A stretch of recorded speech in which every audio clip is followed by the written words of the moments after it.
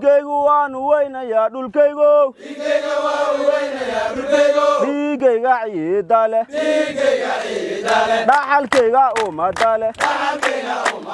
dhalashadeena Soomaali askar dharsan baan ahay kuwa kala dhufeesko hubka dhawarka saarto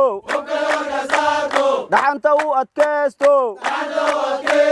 xoogii dalkan ahay ujeedadeedu waa ayaamaha dagaalka cadowgiinan eryo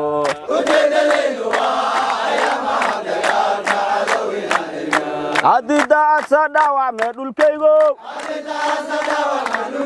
dhiigaygu waanu weynayaa dhulkaygo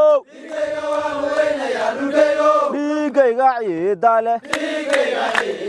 dhaxalkayga ummada leh dhalashadeena Soomaali